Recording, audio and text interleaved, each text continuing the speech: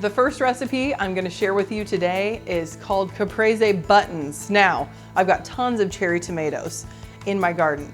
I also have a lot of the bigger tomatoes, but let's be honest, those are gonna be BLTs for me this week.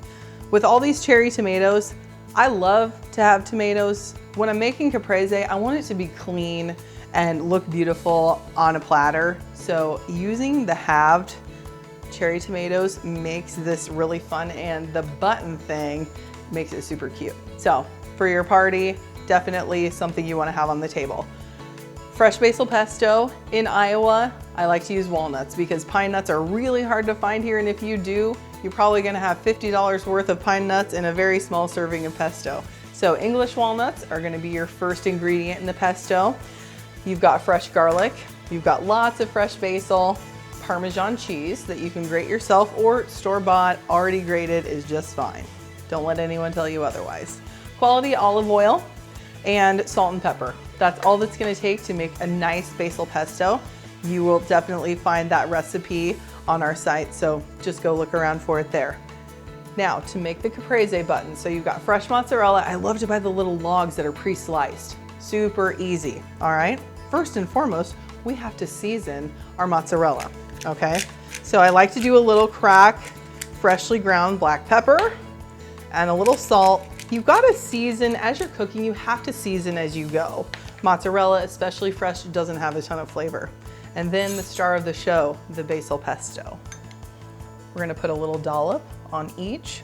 So traditional Caprese has basil leaves, which you can cut, you can tear, you can chop.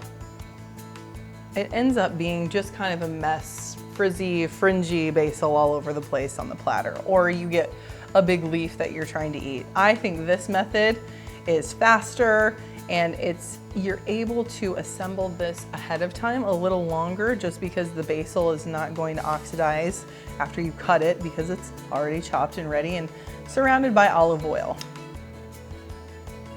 There we go. So just put a nice helping of pesto on each one of the slices of the mozzarella.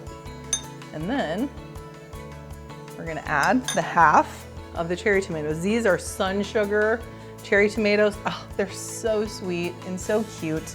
I just love them. So now you can kind of see where you get the button idea. I just think they're really fun. And if you love tomatoes, like love tomatoes and want more tomato flavor, add two, no big deal. You can put a little toothpick through these as well if you want. If you don't, they're gonna stay just fine. So we'll get all these ready to go. Little buttons, they're just so festive and cute. And even in the winter time, you could replicate this store-bought pesto. You've got the mozzarella, some great cherry tomatoes. Perfect for a party.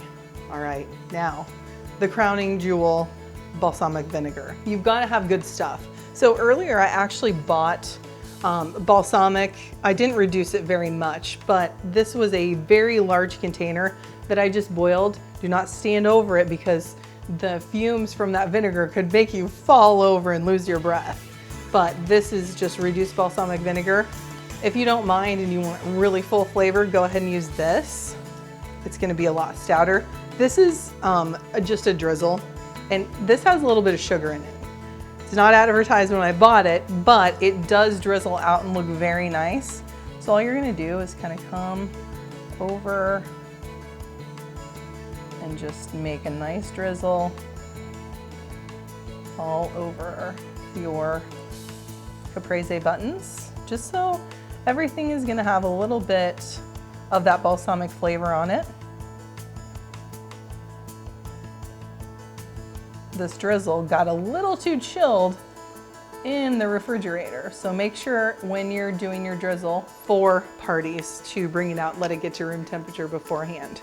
So there you have it, Caprese buttons, perfect for a refreshing garden party that you can have as soon as you get done harvesting the boatloads of cherry tomatoes I'm sure you're gonna have in your garden this year.